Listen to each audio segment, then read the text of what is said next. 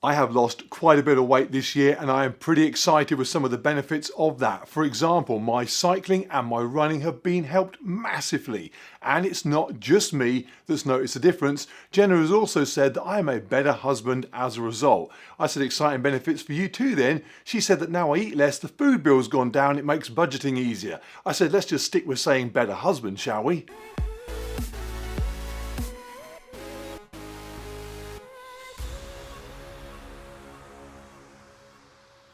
So here's the thing, because I lost the weight slowly during the year, I never really noticed a sudden change, like the frog in a pan of boiling water, if the frog was a fat one and the pan was a gym or something. It's only now that I look back to the start of this year when I was around 108 kilos just after Christmas that I think, wow, what a lump. No wonder I am so much faster now. I can't even imagine, now that I'm 94 kilos, being that heavy again. So what better way to motivate myself to never go back there than to be that heavy again? Temporarily exercise at that weight and realise just how much it sucks. And there is no better place to play around with the effect of weight than riding on the bike in here, because when you tell Zwift your weight, it uses that data to dictate how fast or slow your rider goes. On hills especially, the resistance the software applies to the bike will feel nasty, and so I will take a lot longer to complete a ride the heavier I tell it that I am, unless I just up my power to compensate. So I'm either taking longer or going harder or both. Either way sounds grim, perfect. So this is going to be where I run my little time travel back to January. Now I could just enter the weight, say I'm 108 kilos and off I go, but really it'd be more realistic if I actually weigh 108 kilos. It's not just seeing the effect on the screen that will make me realise how much better off I am. I need to feel the difference. All I need is something that weighs 14 kilos so I can carry it on the bike and take myself from my current 94 up to that 108, and conveniently I have something that weighs exactly that. Nixon. Now, in case you're thinking, why Nixon? What's wrong with the other two? That's a good question. So Jefferson is a similar weight to Nixon, but he has no interest in doing anything remotely related to physical activity. He is the laziest dog I know. He also finds this whole YouTube fitness thing very uninteresting. Now, Lincoln would love to be involved, a very competitive little dog, also takes his social media game quite seriously. The trouble with Lincoln is that despite his small size, he actually weighs quite a bit. I'm sorry, but you do. I'm not lugging this thing around anywhere. If you bite me, there'll be repercussions. Let's just put it like that. So Nixon it is, and he is delighted because he's currently feeling a little bit depressed. Yesterday we ran our first dog race in months. A dog race is normally a chance for Nixon to be part of a pretty impressive sporting achievement actually. We have a history of doing quite well at those things, but we ran yesterday with Jenna and Jefferson, and to be fair, it was at a pace a little bit slower than we're used to. Nixon feels that he really did miss out on anything remotely impressive. We weren't last, but neither were we above average. He feels that in here today, this could be a chance to correct that. Get out of here. So here is the plan. I'm going to ride up Alpe du Zwift. It is a set route on Zwift that I've done 3 times before. First of all, back in early December when I failed to get under the hour target that many people regard as a sort of benchmark of a reasonable rider, and then I fell off the bike. I did it again Christmas Eve, and then I did get under the hour, set a time of just over 59 minutes, and then again a few months ago when I rode up the day after I'd passed out 25 miles into a 26-mile run from dehydration. That was a rather embarrassing incident, and so I used the ride in here as a way to reclaim some athletic prowess. I didn't beat that Christmas Eve time, but 24 hours earlier I'd been unconscious in the street and I did get under the hour, so you take what you can get. There is probably some more stuff to run through about this whole challenge, but I'll do that afterwards because right now I'm just pretty excited to crack straight on with it and see how I go. So here's what we've got so far. I've done my classic Alpe du Zwift warm-up, which is to log into Zwift and then just randomly select other existing Zwift users to ride with until you find one that's already on the Alpe. Took me 6, he was halfway up, I turned around, rolled to the bottom of the hill, job done. That's probably not the ideal warm-up, but it's very convenient. I've altered my weight to 108 kilos, which is my 94 plus Nixon's 14, 108. I've picked my climbing bike, whatever difference that will make, who knows. I've got my list of times on the wall from every corner from when I did my sub-hour time back at the beginning of the year. So I know what I need to hit to basically be on track for sub-hour. I've got my water. I've got a couple of gels just in case I feel like I need something. Got some dog treats in case Nixon feels he needs a little energy boost. Fans are all ready to go. Yeah, I think they're pretty good. I'm going to have a little ride around just to make sure I'm lined up at the start line already. And then Nixon's going to jump on and we're going to have a little pedal around. And that will be an interesting point because that will be the point where I discover within seconds whether it's even slightly viable to climb Alpe du Zwift with a dog on your back. If it feels pretty good, we're just going to hit it and go for it, and we'll warm up on the way pretty much. What could go wrong? Okay, Nixon is in his bag, locked and loaded, ready to go. Not overly excited at this moment, more of a kind of a calm concentration on his face. I think he does know that he's part of something pretty special today though.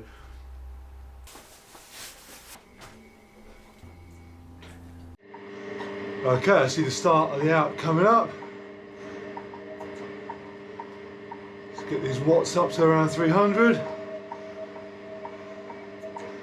Okay, little man. Let's give this a go. Right, I have watched the footage. Now let me take you through the ride. So first of all, just in case you're not a Zwift user, a super quick summary of what is going on here. Oh, and I should also add, you are very welcome on this channel. Cycling in computer games is not all that I do. So even if this is not your cup of tea, subscribe anyway. I do plenty of other stuff. It is not all about getting sweaty and lycra with people online. Zwift is actually pretty simple. The software takes all the important data from my bike. The power I am generating in wattage, the cadence I'm spinning my legs at, my heart rate, along with the height and weight that I have told it that I am, and then based on the bike that I've selected in the game and the terrain and gradient I'm riding on, it works out how fast my cyclist is going. It also sends information back to the bike. So for example, where I am cycling up a hill, the bike can apply automatically a level of resistance to my pedaling that would mirror that found outside in the real world. In simple terms, the steeper the hill, the heavier I am, the harder it is to pedal. Now, because the most important factor is therefore watts per kilo, it means I can generate, and will on this ride, a whole lot more power than many other riders, but because they're not 6'6", and in this instance 108 kilos, they could go up the hill much faster than me despite never seeing numbers above 300 watts. Okay, a quick tour around the screen. So we've got my wattage, my heart rate and my pedaling speed, a map of my progress through the 21 corners involved and the percentage gradient of the hill overall, my overall elapsed time on the Alp so far, and then over here it will give me my average heart rate, wattage and total time for each individual corner. And this is important. To explain my process here, when I did my very first climb up the mountain and missed that 1 hour target, I went back over the video of my effort and I jotted down the time it took me to get to each of the 21 individual corners that make up the zigzagging route up the Alp. Also, I noted the cumulative time that had passed as I reached each corner. When I then went back on Christmas Eve, all I had to do was to get to each corner slightly quicker than before in order to make sure I beat the hour. Since then, I have revised that list of corner times to reflect the Christmas Eve ride, so I now know what needs to be done to get up sub 60 minutes. I have those times on a sheet of paper stuck up on the wall. So, for example, the first corner, number 21, I need to be there around 4 minutes 10 seconds.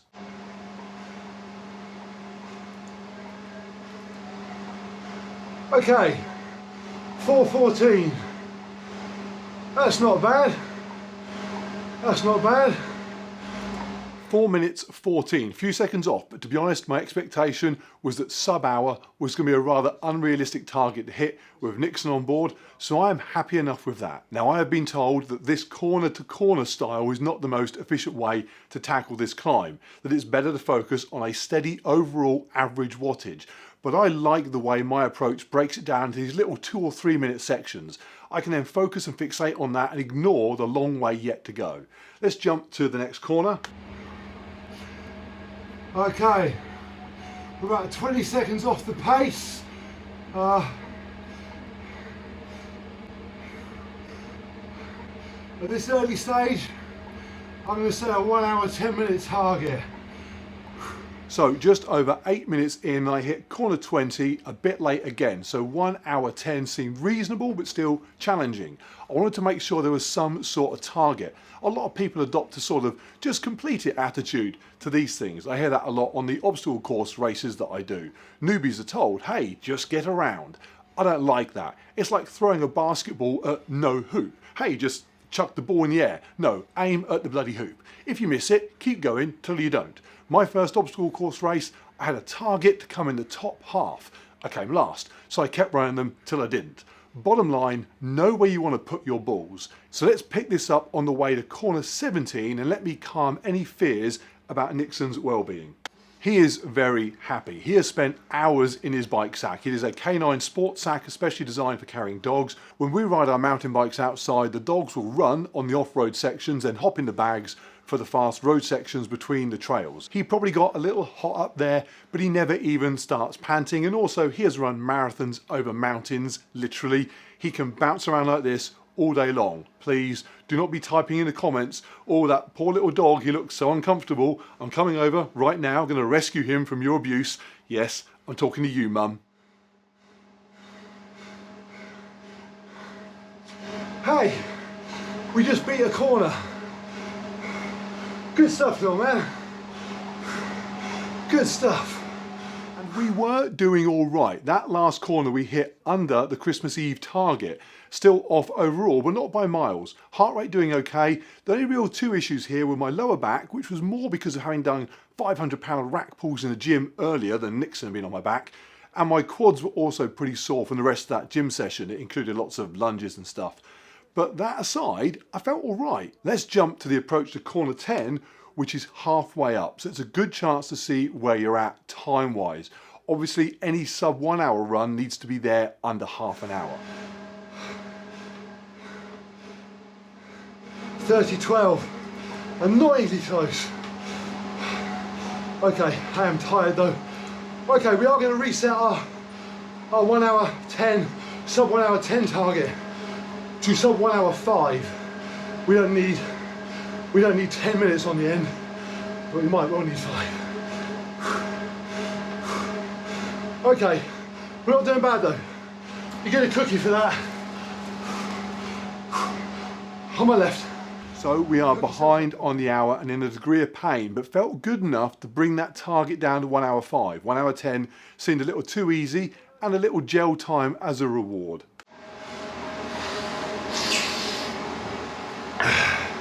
Okay, I need the placebo effect if nothing else of a gel.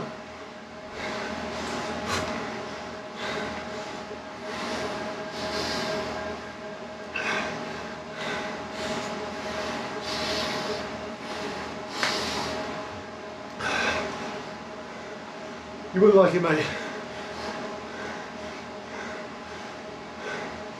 Probably would, you're not having it. There you go.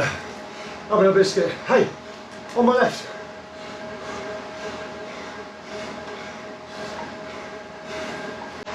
Okay, gonna stand, you ready? On 3, 1. So as we head for corner 6, if you're wondering what it's like with the extra weight, heavy. It's always amazing actually how when you drop weight and you then physically carry that weight and feel what you lost, it seems mad even if you only drop a couple of pounds. I can't believe I used to be 40 plus kilos more than this years ago. I would need to carry Jefferson and Lincoln and then still need more dogs to get close to that. So here, my butt hurts from having the extra weight on the saddle, my back hurts from carrying it, my legs hurt every time I stand, but good. Bottom line, I want to be reminded I do not ever want to be that heavy again. So on the way to corner 4, and this is the sweet spot, it is hurting at this point, but you know in 10 minutes you are heading towards the finish line, and anyone can deal with 10 minutes. And yes, Nixon has a thing for licking sweat. Normally he has to wait for me to come out the sauna or leave the garage to get some salty goodness, but here he is right at the source. Now you can either see this as a beautiful symbiotic relationship between man and beast that's developed over thousands of years, or just think it's fucking disgusting. I'm hitting a wall. Okay, secret weapon. Echo. Play my Rocky playlist. Your playlist, Rocky, on Amazon Music. Okay. Now we got it. Now we got it. Okay, you can't listen to any more of that or Stallone sends me a copyright warning. You just don't turn it off! I should also add, I'm not standing to go faster as such, it's just to get the legs loaded in a different way to try and find some freshness in them. Is it working? Not really. Oh, some fluids? What's this? Here we are approaching corner 3 and it is getting real hard to hold over 300 watts. It is widely accepted you need to average 3.2 watts per kilo to get up here in an hour. At 108 kilos, that's 345 watts. As an average, that is way out of reach. But I did try to keep it the right side of 300 when I could. Okay, little man, to the top. And so here we go past the last corner, just over the hour. We know we can get this under 1 hour 5 minutes. It is just a case of holding at least 300 watts all the way to the top.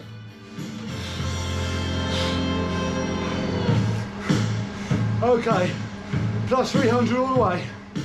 Last push to the line, just over 63 minutes gone. The ETA showing it just under 64. Just trying to hold over 300 watts and not push until there's 20 seconds to go, because I don't have more than 20 seconds of push to give. And then we go, and we go hard. Big watts to finish. We're going. Ah! Ah! Ah! Ah!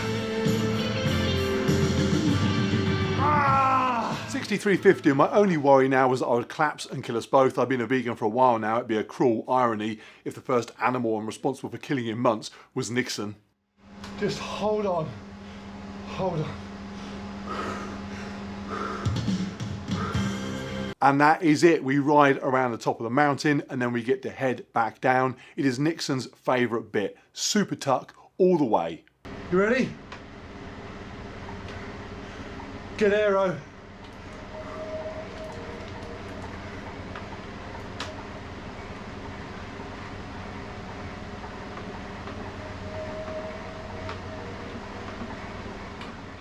So what did I learn from all this? Well, first and most important, I do not ever want to be 108 kilos again, and it is easily done for me. When I did that Christmas Eve climb last year, I was 101 kilos, and then 108 by the new year. That was a lot of food consumed in a short space of time. That is not happening this year. In fact, I booked 2 races, both with Nixon, for the 28th of December and the 2nd of January, to ensure that we have motivation to stay in shape this time.